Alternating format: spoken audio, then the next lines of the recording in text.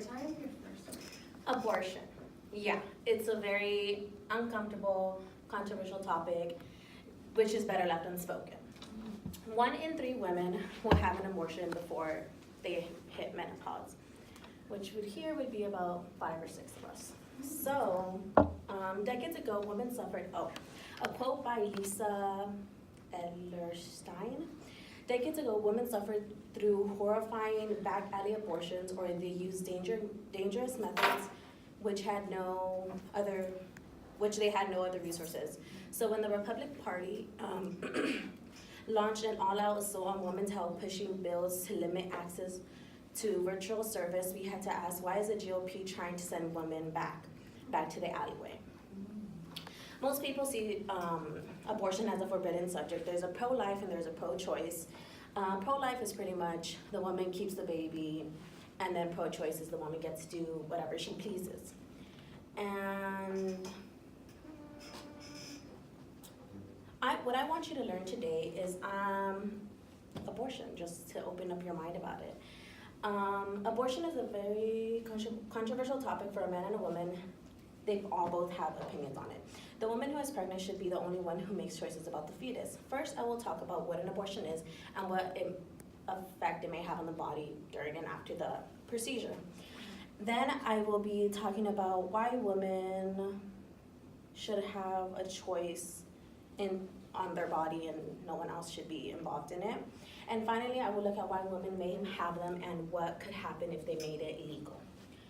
First, what is an abortion? Google defines an abortion as a deliberate termination of a human pregnancy, most often performed within the first 28 weeks of pregnancy. But there is other methods, as in like having a pill you take within 10 weeks, or I think it's 4 pills you take with a series, like within weeks. There is,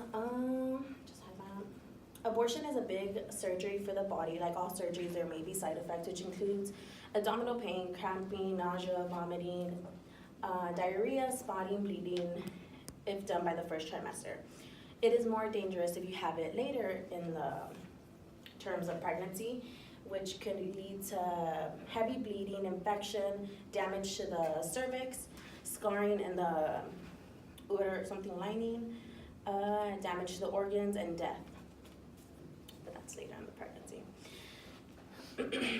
Therefore, knowing what an abortion is and what effect it may have in the body, I believe that women should have the decision to develop a fetus.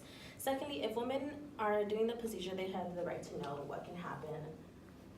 This is just like the statistics I was talking about. I strongly believe women should be able to choose whatever they feel right is for their body. In the article, I read about 2 middle-class women, one who can afford to take time off work and have the procedures done, and another one who couldn't. So what ended up happening is the one who couldn't, she tried to save up as much money as she could, but she ended up going to an unlicensed midwife, which performed the procedure for her. She ended up in the hospital a couple of days later with an abdominal infection, and she ended up dying from it. Finally, it is hard when there is so much laws against what a woman can do with her body, and if they end up making abortion illegal, it could be really bad and dangerous, even fatal to the woman. Finally, after knowing the damages of it right now, imagine when they make it illegal. It would be much worse for women. There's a lot of thought and emotion that goes with a woman having an abortion. It isn't just just thing they just think about. And then there is a quote stated by Pulte: legalizing abortion didn't just save women from death and injury and fear from arrest, didn't just make it possible for women to commit to education, work, and free them from shotgun weddings or too many kids. Keeping abortion legal is the safest thing. And why a woman, now I will discuss why a woman may have one. There's many reasons. There could be she doesn't want it, she can't afford it, she doesn't want to be a single parent, maybe health issues, or even rape.